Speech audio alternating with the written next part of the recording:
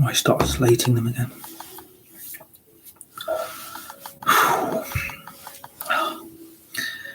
Hey guys, good afternoon. Welcome back to the channel, United Red Devils 20 on YouTube. Hope you're all having a fantastic Monday afternoon so far.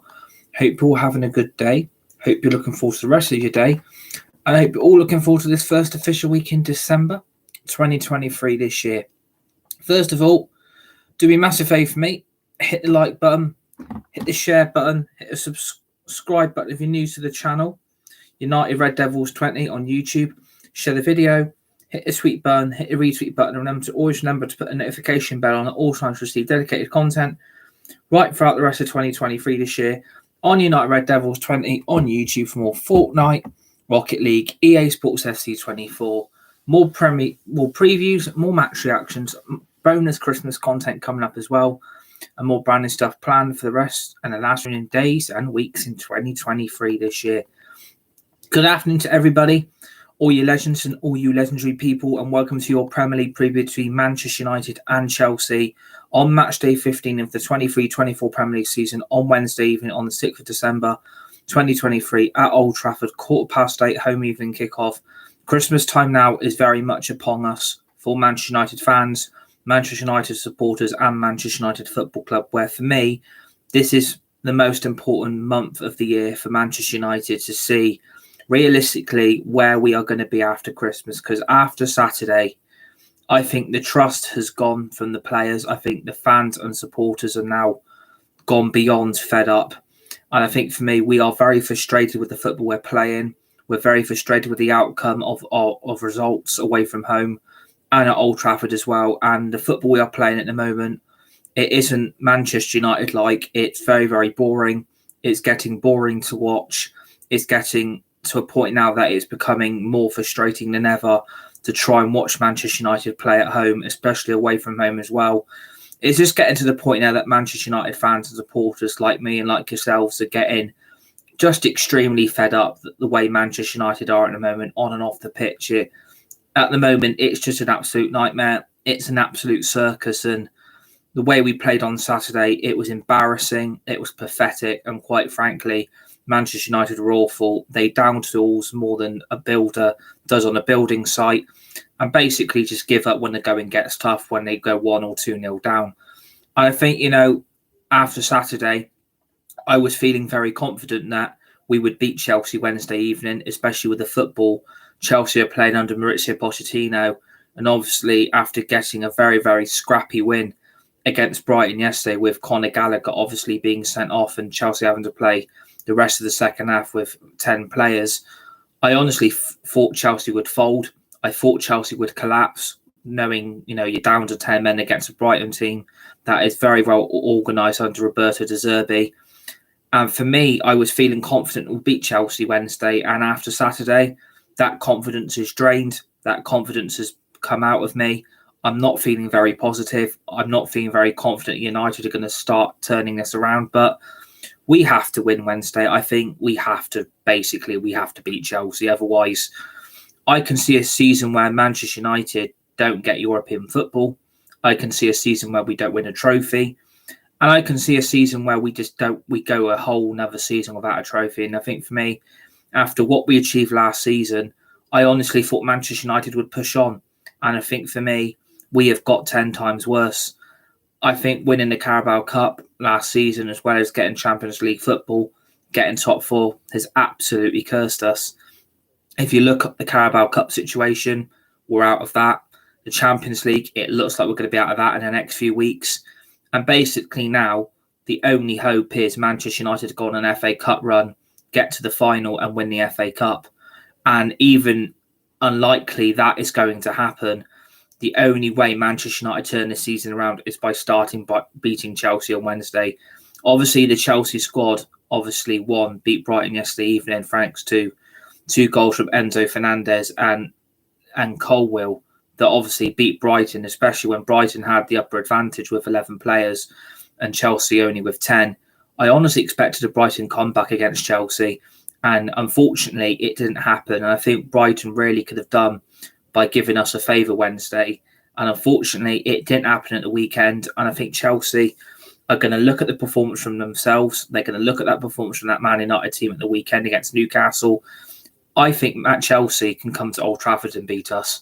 The way we are playing at the moment, there seems a lack of idea what we're actually doing. There's a lot of confusion with certain players being given more game time than others. There's a lack of identity in that squad. I don't understand the style of play. I can't understand what we are trying to achieve. Like, there seems no ambition. There seems no progress. And Manchester United just looked like 10 times worse than what they originally did. I honestly expected this United side to really, really push this season. And unfortunately, it's not happened. And I think we can pinpoint why it's not happened. I think you can blame the summer transfer window as much as you like, which is correct. I think you can blame certain players that this squad have been given too much opportunities to prove themselves as United players. And I think for me also, Ten Hag looks at this and he wanted key number one targets like Harry Kane, Osimhen, Kim Min-jae, João Felix, Cody Gakpo, Frimpong, Frankie de Jong, Gravenberch. And unfortunately, Manchester United haven't really got any of those players. And yeah, I'm really, really doing great. Thanks for asking. A massive shout out to Red Max TV in the live chat as well. I honestly thought Man United would push on. And I'm getting to the point now that I'm getting really frustrated. This Chelsea side are going to feel confident they come to Old Trafford and get something. And I feel like, they can beat us. Like, after Saturday, it was embarrassing to witness a team that gives up to as much as this one. And unfortunately, Manchester United just don't respond when they go 1-0 down. It's like the players look amongst themselves and they just don't know who to turn to. There seems a lack of leadership in that team. You've got Bruno Fernandes, who's probably our best player in the midfield, trying to run the midfield on his own with Kobe Manu. And unfortunately, when you've got an 18-year-old with a lack of experience, but is absolutely putting in sublime performances in the midfield, you would have expected the other players around him to really gain the confidence from what he's producing in the midfield three. And unfortunately, it isn't happening. I don't know why these players look like a team that are not Manchester United. This team looks massively disconnected. This team just doesn't look great. Defensively, we are an absolute horror show. The midfield battle gets lost when you have no Eriksen, no Mason Mount, no Casemiro, and no Amrabat. And the front three, when you are relying on Garnacho to be a whirlwind superstar every week, and an Anthony Martial, who's probably the most lazy Manchester United player ever in this club's history, especially the way where he was flapping his arms about at Ten Hag and basically telling the manager to do one on the touchline. It is massively, massively embarrassing. Manchester United lacked charisma at the weekend. They lacked character. They lacked professionalism. That Man United team at the moment is an absolute embarrassment. Like, I've never known a team in all my life, especially this season, to give up as much as this one. There just seems no fight. There seems no energy. There's no enthusiasm. This Man United team just don't look like a team that is fully behind this manager. They are doing exactly what they did to Solskjaer. They're doing exactly what they did to Ragnick, and they're doing exactly what they did to Mourinho. They are trying to get this manager sacked. Everyone is blaming Ten Hag, blaming his tactics, blaming his lineup, blaming his selection, blaming him for the summer transfer window, blaming him for Manchester United's failure this season, blaming him for certain results, blaming him for certain performances. And I would come back to you and say, what is Ten Hag meant to do with a squad that looks nowhere near good enough? It is not a great Manchester United team. You've got players out of form. You've got players who are massively inconsistent. You've got players that don't give a shit. And I'm sorry, when the going gets tough, United give up. It's always been said, when Man United find it in a tough situation to try and turn a season around that is full of hope, full of promise, and full of belief that Man United are finally going to end that Premier League title drought, Manchester United do not know what to do. I'm sorry, their ambition from the whole football club as a whole, there ain't no ambition. There is no achievement. There is no goal. There is no progress from this team. Manchester United this season, really, if you would have added Harry Kane in, and Osimhen, and Kim Min-jae, and Felix, and Gakpo, and Frimpong, and Frankie de Jong, I guarantee you this Manchester United side would have been 10 times better than what we are now. That team does not look like a team that is willing to try. That team looks like a team that, it doesn't really show any character. Like, where did those players step up on Saturday? Where did those players show any sign of a comeback? Where did those players show that they're sorry? Where did those players show that, do you know what? We're 1-0 down. We are going to turn this around and try and win this game. Newcastle were all over us. Absolutely battered that Man United defence. They ran our midfield into circles, and the attack, Newcastle defended at ease because there ain't no Man United attack. You are deploying Marcus Rashford on the right wing, who is not a right winger. You are deploying a striker in Martial, who's got more injuries than a paper cut and is very, very lazy. And you're basically then relying on Garnacho on the left to do all the magical wonder moments like he produced against Everton, again against Newcastle. And unfortunately, Garnacho is our best hope at the moment. Garnacho is really our best hope in the front three, because we ain't got no Jadon Sancho, because he has thrown his toys out of the pram and basically shown that he thinks he's bigger than the football club. And then you've also got Anthony, who's in and out this team at the moment. And you've then got Pellistri.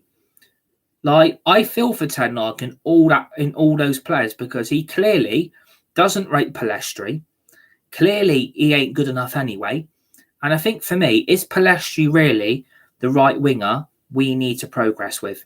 That is a big, big decision United have to make, because he's hardly getting any game time, which I can justify. And I think for me, being at a club at Manchester United that is so bloody toxic, it's more toxic than Britney Spears' #1 single. Like, I'm not being rude, but like, let's face a bit of reality here.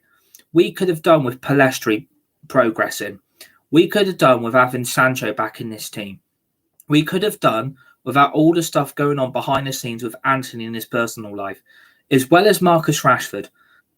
And then you've got Martial, who doesn't really want to try anymore, who basically thinks, well, get the ball to me, I'll do what I can.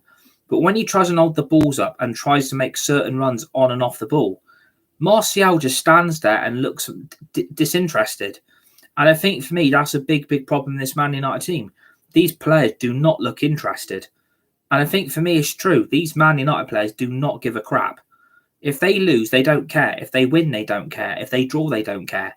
These players at the moment are getting away with the same problems Rangnick had to suffer, that these players were getting away with so much shit. These players were getting away with so many excuses. It's unforgivable, I'm afraid, and I'm not happy with the way Man United are. We are embarrassing to watch, embarrassing to play against, and I think for me, we are so obviously lacking in key #1 errors in that team. The midfield is abysmal, and the defence, when you've got Varane, who's probably our best centre-back, who is nowhere near this lineup. Clearly, again, Varane ain't going to play on Wednesday due to the fact that he's had a ding-dong with Ten Hag. Ten Hag realises that Varane is out injured for the most of the season, and he basically thinks that Varane can't keep himself fit, which is very, very true. But I would come back to an argument where if you've got a Chelsea team that contains Nicholas Jackson, Mudryk, Raheem Sterling, would you rather have Harry Maguire starting at centre-back with Lindelof, or would you rather have Varane and Lindelof? Because after Saturday, I really, really, really think Manchester United need to look at that defence, and Varane has to come back in. And Red Max TV says again, the club is a total mess. Absolutely agree. This football club is in a bloody mess again.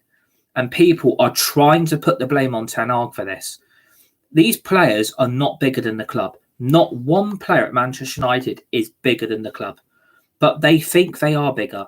And they think they can get away with what they like. And Ten Hag is no fool. Ten Hag is no puppet. Ten Hag is doing what he can. Ten Hag can only do so much. And I think for me, the way Man United have been run off the pitch, that isn't helping things on the pitch. Because look what they've announced today, another massive PR statement. So Jim Ratcliffe's going to complete his takeover next week. I mean, brilliant. I can't wait for that to be a mess again. another Glazer 2.0 running this club deeper and deeper into the abyss, we are going to get a lot worse. And people need to realise Ten Hag could have done with Harry Kane. He could have done with Osman. He could have done with Kim Min-jae. He could have done with all his key number one signings being brought in. They should have brought Frankie de Jong in. They could have went to Frankie and paid him his deferred wages that Barcelona owed him to convince him to move. And Man United didn't do it. Like, it is just an absolute disgrace. The way Man United are. We're just a shambles. We are an absolute shambles. And I'm embarrassed. I really am. As a Man United fan, I am not convinced Manchester United are going to turn this around. It is going to be an absolute shit show for the next few weeks. I want Varane to come back into the defence, is the point I was talking about. I want Varane to come back in. I am fed up with Maguire and I'm fed up with Lindelof. Everyone thinks at the moment Harry Maguire is doing really well for Man United. Well, I don't know what game people were watching on Saturday, but Harry Maguire was at fault for half the problems in that back four on Saturday. He can't defend, he can't pass, he can't tackle. And for me, how he gets an England's Gareth Southgate team is an absolute joke. If we take Harry Maguire to the Euros, England are going to be in big bloody trouble. We are going to be defensively at 6s and 7s. Could you imagine if we get through our group and we then get France or Portugal or Spain? England defensively are going to get torn apart because the movement on and off the ball from all the other giant international teams, they are going to look at England and they're going to target them. And they know where one target is, and that is Harry Maguire. Defensively, him and Luke Shaw on Saturday was a joke. Playing Luke Shaw at left centre-back was a joke. Like, whose clever dick idea was it to do that? Playing Luke Shaw at left centre-back was an absolute joke. And then you're put into low at left-back. How many more times are we going to keep seeing this? Like, Dalot is not a right-back. He's not a left-back. He's a bloody right-back. But defensively, again, he can't defend. And people rate how highly Dalot is. He's crap. Why was Jose Mourinho allowed to sanction that transfer when we brought Dalot in? He is offered nothing going forward for this club. Defensively, when he plays at right back, he ain't no better. And you wonder why Man United can't keep clean sheets. Because we can't defend. That back four, when they've got a quick, pacey winger or a striker running at them, United just let them run at them and don't even try to put a tackle in or trying to defend the opportunity that Chelsea are trying to put the ball into Onana's net. And that is another problem. Defensively, United are an absolute joke. And this is why I would change things dramatically. Like, when you've lost Lisandro Martinez to a really bad injury, not just once but twice, and then you've got a massively injury-prone Varane, I feel for Ten Hag because you're basically back to Magaluf and Maguire and Lindelof, which Solskjaer and Rangnick unfortunately had to stick with due to the price tags that the club paid for both players. That's unacceptable. That isn't fair on this football club. This is unfair on what Manchester United are trying to do, is keep a clean sheet, attack the opposition and defend at the same time. United can't even do that properly. United just let the opposition dominate the game, dominate possession, dominate the ball and keep the ball within their players. United can't even attack. Like, if you can't build the defence, then the midfield can't build to the attack. Like, every position in that United team needs improving, massively needs improving. And people can't use in January, well, financial fair play is still an issue. Financial fair play still exists. Man United have got to sell to buy. And I wish people would stop believing the bullshit. Like, there are no financial fair play issues at Manchester United. It is the biggest load of bollocks I have heard in my life. Honestly, Manchester United have got the money to spend. Manchester United have got money. They are going to have to spend it to turn this season around, because if we do lose on Wednesday, in the next few weeks, you've got Bournemouth at home. You've then got Bayern Munich at home. You've then got Liverpool away. Where are you expecting Manchester United to pick up points from if they fail to win Wednesday? That Chelsea team are going to be rubbing their hands together thinking, right, look at how bad Man United were Saturday. Luckily scraped by Brighton on Wednesday, yesterday evening. We can go to Old Trafford and win. We may have lost 4-1 last season where, let's be honest, Manchester United were a really great force. And then Chelsea decided to bring Frank Lampard back in, which was a joke. Chelsea this season, for me, they've got players. They have got a team. They've actually got an identity. They have got a style of play. I did not want Mauricio Pochettino at Manchester United for very good reasons. His record against the top six is shocking. But you're going to have to look at this now. Would have Pochettino been a better fit than Ten Hag? Would have Pochettino got Harry Kane in? Would he have brought Song in as well to that United team? Because if you're going to make changes, we know the players that need taken out of that team Wednesday. We all know who they are. It's Maguire, it's Luke Shaw, it's Dalot, Scott McTominay, Anthony Martial and Marcus Rashford. There is 5 players there already that need removing from that United team. Not just from the team, not just on the bench. They all need removing from that United dressing room. Those 5 players are causing Manchester United problems. Let's start with Marcus Rashford. Look at his personal life. That is not helping his form. But then you get the PR again this morning. Marcus Rashford has no regret signing his new contract to United, and he still backs Ten Hag and the way we're trying to play. The reason Marcus Rashford is playing the way he is, you look at that incident he had with that car crash, and then his form turned into a car crash. You then look at this private life. He broke up with his girlfriend, started dating a new one, got rid of her very quickly, and then all of a sudden the other day, and you see it in all the papers and all the news headlines, that he's then gone and got back with the first girl he was with, booked a whole restaurant out for him and her, and basically rekindled the romance. Like, clearly his personal life is not helping his form on the pitch, but I just don't think it's his form. I think Marcus Rashford's burnt out. I think last season, Marcus Rashford knew he was being relied on way too many times to produce for United. And he realised he was probably our best player we had last season by an absolute mile. And you probably can put Casemiro up there as well. Rashford was relied on way too much. And then he had that back injury. Then he had that ankle injury. And then he had that knee injury. And I think for me, not just his personal life, but all those problems with all the injuries he's had, I think for me, this is going to end up in one way. Marcus Rashford gets sold in the summer. I really think that's a conversation that needs to be had. Like, you have scored 2 goals in, well, we've played 15, we'll be playing 15 Premier League games Wednesday. And then you've played 4 Champions League group stage games. No, 5, sorry. So that's 20. You've then played 2 Carabao Cup matches, which takes up to 22. So far, United this season, Marcus Rashford has scored 1 goal in 22 games. And people can see why I say that with a very, very blunt response. 1 goal, 2 goals in 22 games. Last season, he was averaging about 4 or 5 a game across the period of matches we had to play. This season, his form's dropped off a cliff. And I think it's down to the personal life and down to the injuries.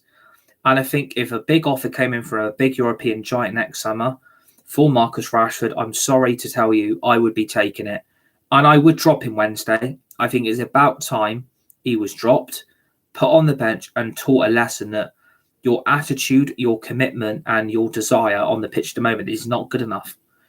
You need to be aiming to improve your game, getting the goals back that you need, and trying to improve us as a team going forward.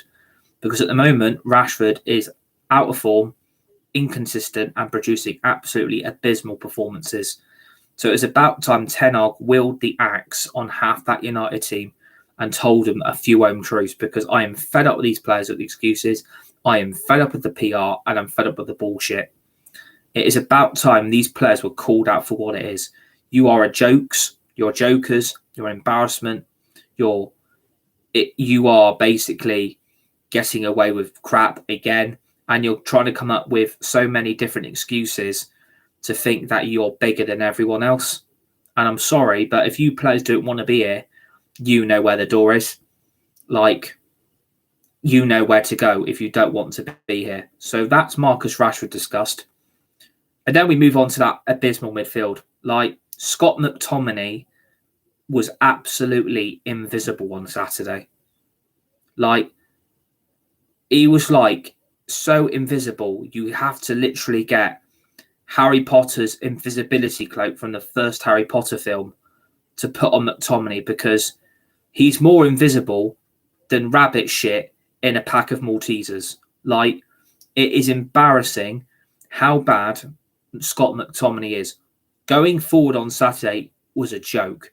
How many times did he lose the ball? How many times did he lose possession? How many more bad performances are we going to see from Scott McTominay? Like, just because he scored one goal against Galatasaray in the Champions League and all of a sudden he thinks he's back to his best. Scott McTominay is bang bloody average. And he was so invisible on Saturday, I wouldn't have even noticed him in that team. And I think the comparison which I've compared his performance to, it was like trying to search rabbit poo in a pack of Maltesers. It is absolutely embarrassing. Like, I want him out in the midfield. I really, really want him out in that midfield, because the reason I say that is, soon as you bring a player like Kobe Manu's experience and quality on, look how a lot more the midfield looks a lot more secure. And I think for me, Ten Hag has got to realise that McTominay is not the answer you need. I know you've got Mount out and Casemiro and Eriksen. That is no excuse. You've also got Amrabat that seems surplus to requirements, and United aren't even trying to make his move permanent next summer, which is a joke, because at the end of the day, he's 10 times better than Scott McTominay. And you're not on about keeping him, which I can't really justify, which is another joke from Manchester United, that you've brought this player in that has got his desperate move that he wanted. And all of a sudden, no, we've made our mind up on him already. Like, as soon as Amrabat came in on his debut, Man United were a lot more secure in that midfield. And all of a sudden now, you're looking at it and it's like, oh my God, you're putting McTominay back in over Amrabat. So I think for me, Ten Hag has got to look at that situation. Like, if I'm hearing those rumours, we're not going to keep Amrabat, I'm getting onto the board and say, what the hell are you doing? I want Amrabat here. Get McTominay out. I don't want McTominay. Because, again, on Saturday, that was just another abysmal performance from a Scottish midfielder that only gets in the Scotland team because he's literally their best player. No disrespect to the rest of the Scottish national team, but the only reason Scott McTominay gets in your team is because he's your best player by a bloody mile. The rest of them are bang bloody average. You could probably put John McGinn into that equation. You could probably put Andy Robertson into that equation. They're probably Scotland's 3 best players. But playing for their clubs, they're a shambles. They're absolutely shambles. So I think for me, like, I would bring Kobe Manu in against Chelsea for the holding midfield position, or put him next to Bruno, or maybe then deploy Amrabat at CDM, which is the job he was meant to be brought in for. So at the end of the day, United need to look at midfield and put the right players in that I think we need to progress forward with. I think Amrabat and Kobe Manu are the answer. I really, really do think those two are the answer to our midfield problems. I don't think Mount's going to get back in that team when he comes back from injury. It would be very unlikely Eriksen's going to come back in that team when he's back from injury.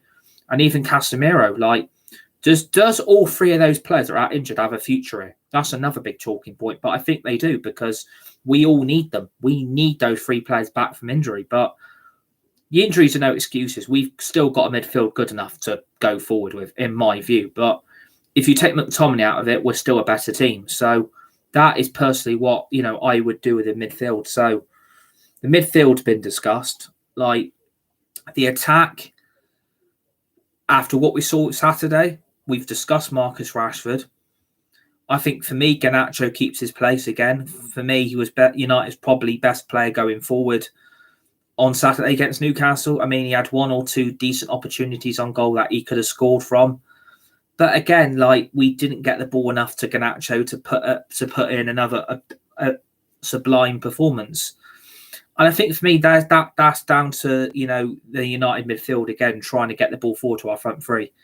If you don't get the ball forward to them, how are they going to create opportunities on the opposition's goal? So I think for me, you're going to have to keep Garnacho in, because after what we saw from Rashford and Martial, again, both them need dropping. Like, I've never known the amount of game time Martial seems to be getting at the moment. I think Ten Hag's been told, like, you're not getting any players in January. You're not getting a striker in. Good luck with that. There ain't no money. Or he's been told, right, we'll get you a striker, but it's going to be a cheap striker on loan, and you're going to have to keep Martial also. That ain't acceptable.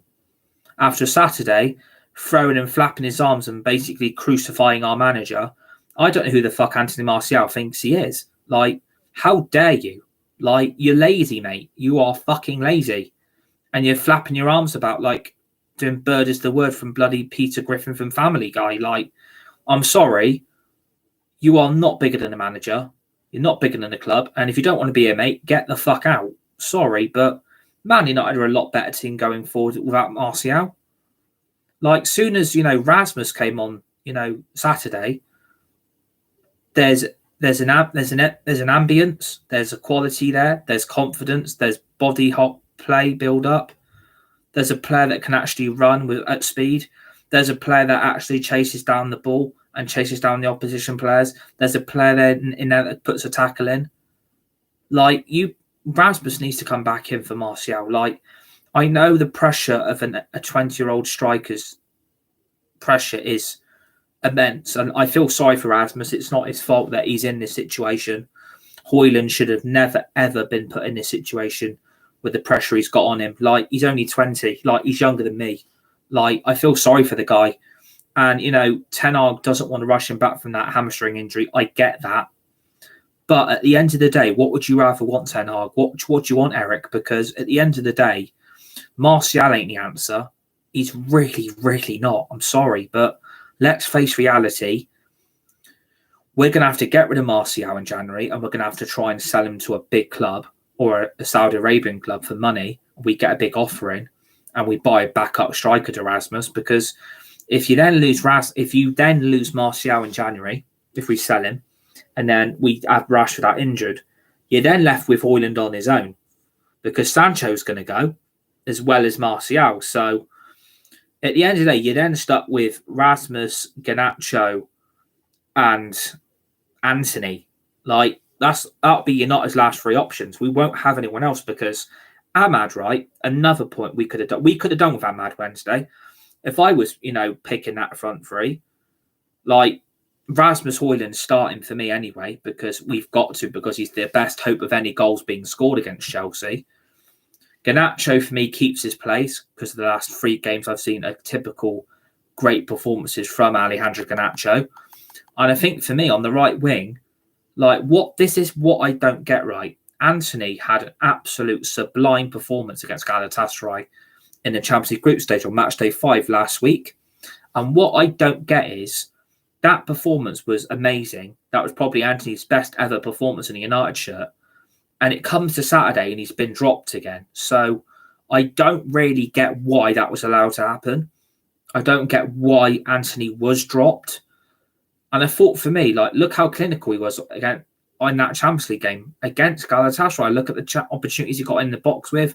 Look at the shots he had on goal. Look at the passes he was making, and look at the runs he was making against the Galatasaray back four. Which was tiring through that second half. Like, the amount of opportunities Anthony was creating inside the Galatasaray penalty area. If you're looking at it, why the hell was he dropped on Saturday? Another big talking point that I think, for me, Anthony comes back in Wednesday. I think you've got to. Like, I don't know otherwise know what the plan is. Like, clearly there's issues at this club again. Clearly, is the board influencing decisions being made inside the dressing room, team selection, and on that bench? Are the board and are these owners influencing decisions again? Because if they are, they need all to be removed. I'm sorry. Like, they have got no right putting their 2 pence piece into Ten Hag's plans. But they clearly are again. They've got him on a puppet on a strings like this, balancing act, trying to make sure that they get their 2p piece in to try and make sure that they're getting their decisions made for them as well. And I think this is why we're in the mess we're in, I'm afraid. I'm sorry, but it's true. Like, Anthony, for me, should be starting week in, week out for Manchester United. He really should be. He's better than Pellistri. He's better than Ahmad. And for me, he's miles better than Sancho. But if Anthony's in and out of this team, what do you do with the right wing? If he doesn't start Wednesday, are we really going to deploy Rashford again on the right wing? Is that really the answer? For me, it's a blatant no. I'm sorry. No, I'm not doing that again because it backfired Saturday. And it backfired badly. Like, if we had Ahmad available, which I don't get because Ahmad has been back in training for nearly 2 months, right? And Ahmad now is going to be out till the new year, which, again, I don't get because if he's been back in training and he's fit, then why the hell is he not in this team? Again, is it a lack of experience? Is it a lack of we don't want to risk another injury too early on and putting him in a team back early when he's not ready fully fit? Or is there a problem whereas we look at Ahmad, can he compete with Anthony? Can he compete with Pellistri? Can he compete with Rashford, Martial, Garnacho and Højlund? Or are we sending him out on loan? I think Ahmad would be a fantastic option heading into Wednesday. For me, it would be a fantastic option. Look what he did for Sunderland last season. He was ripping up the Championship. Like, he got Young Player of the Year. Like, look at the goals he scored for Sunderland. Some of them were absolute belters. And all of a sudden, Ahmad's out injured again. Like, I don't get how long this guy's been out injured. But clearly, again, this was a Solskjaer signing, by the way. Let's pinpoint that was a Solskjaer signing. So I would like Ahmad to play Wednesday, but it's very unlikely. So I think for me, the front three will be hopefully Rasmus Højlund, hopefully Garnacho, and I think Anthony will come back in. And Rashford and Martial absolutely deserve both to be dropped, I'm afraid, and they can't complain. And if they start moaning about it, I'm sorry, lads, but after Saturday's abysmal shit, you were both exposed how lazy you two have got. Like, they are both lazy players. And people think that the sun shines out their ass cracks. Like, I'm sorry, but no, it doesn't shine out their ass. It is lazy. That is what vibes I get off those two players. Laziness. And they are. They showed it Saturday. They are both lazy players that, for me, offer United nothing going forward. If I had offers for both of them, out the door you go. Because we are a better club without Rashford and we're a better club without Martial. Miles better. So we've discussed the midfield, we've discussed the attack. I think the back four, like, for me, Wan-Bissaka has to start over Dalot. Why Dalot was put at left back on Saturday, I have no idea. Like, again, like I said, when Mourinho signed him, why that was allowed to happen, I don't know. Because going forward, Dalot is just absolutely abysmal. But then defensively, he's even worse. Like, he cannot cope when he's got players running at him. Like, he can't tackle, he can't pass, he can't defend, he can't clear the ball away. Like, then you're putting him at left back. You're putting him at left back to deal with Almiron. You're putting Dalot at left back to deal with Almiron. Like, what on earth was that decision making there? And why then did you then decide, let's put Luke Shaw at the left-sided centre-back? Like, it just doesn't work. I don't know why we are playing players out of position. If you had a manager that put players in positions, we wouldn't do this at Manchester United. But is Ten Hag being forced here? That's another big talking point. Are certain players in that team being forced to be selected? Because if you've got any credentials at all, Ten Hag, you wouldn't be doing that in the back four. You would be really putting in a clinical defence that can keep Chelsea out. Because Nicholas Jackson is going to cause United problems, and so will Mudryk, so will Raheem Sterling. I looked how clinical those three were yesterday against Brighton. You look at the opportunities Nicholas Jackson and Mudryk created, and Sterling, the way he runs. Like, If you've got all three of them running at Maguire, Shaw and Delot, United are going to get exposed badly. And you wonder why we can see goals. It's down to those three. Like, I think for me, if I'm picking a back four, I think Lindelof comes in to replace Maguire. I think Luke Shaw gets benched and Reguilon comes back in. I think Reguilon is 10 times a better left back than Luke Shaw. He's achieved a lot more in his career than what Luke Shaw's ever done in his United career. I think Delot is benched and you bring Varane in. So you put Varane at right-sided centre-back, Lindelof at left-sided centre-back, and then you put Reguilon at left-back and Wan-Bissaka at right-back. I just don't know why Delot is being deployed at left-back. I don't know whose idea it was to put Luke Shaw at left-sided centre-back. Whatever idiot decided that was a good idea. And I hope that wasn't one of the coaches influencing Ten Hag's decisions here. I really, really hope that wasn't a coach influencing the decision-making going on behind the scenes. Because if it is, United are going to get absolutely slated. Because if Ten Hag's not picking this team and it's down to the coaches and the board and the owners, I am going to flip my lid. Because what's Ten Hag been brought in to do? Steady the ship, scrape top four every season, try and win a trophy here and there. That ain't no ambition. That is basically scrape by every year. That is basically get by every season because we ain't a good enough football club on and off the pitch. So United, they've got their own problems here, and it's not been helped by, having players like Maguire in that team and Luke Shaw. We are better without them. Luke Shaw offered nothing defensively Saturday.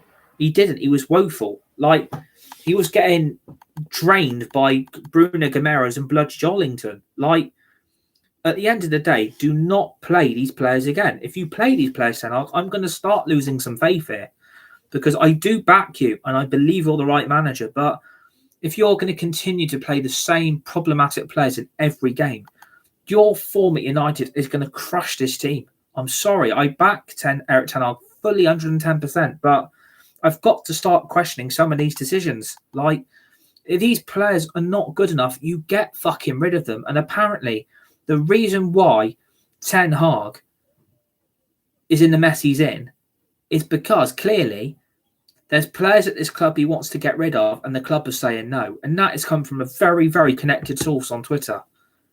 There are players at this club Ten Hag doesn't want, but the club is saying you've got to keep them. We ain't getting rid.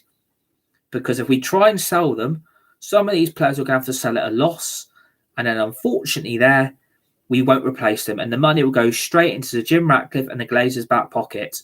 And people really think that when Sir Jim Ratcliffe comes in and takes over this club with the Glazers as another puppet for the Glazers to run this club deeper and deeper into the ground when you've got Old Trafford falling down, how are Man United going to improve on the pitch? Well, cough up 500 to 600 million in January and then we'll talk. Because if we do lose Wednesday, which I do believe we could, and we're in a crisis heading into the weekend, and then you don't beat Bournemouth, has a decision got to be made on Ten Hag's future? Do we sack this manager and bring in a replacement? Or do we go with an interim? That's another big talking point for me. And I think we could lose the way we're playing. I don't trust these players. I don't trust this squad, but I back the manager. And I'm fully behind his ideas, his decision-making. But if United continue to get worse and we don't progress in the next few weeks, we are going to be in a mess. Because we could be out of the Champions League. Top four could be history but in the next few games. Especially when you've got Chelsea, Liverpool and Bournemouth. And then you're relying on the FA Cup. And that could be the only saving grace. But all we can say is, let's see what happens Wednesday. Am I feeling confident after what I saw Saturday? No. Do I trust these players? No. Do I trust we'll turn this around? No, I don't. I do not trust this team. I've lost all trust and faith that we will get back to where we need to be.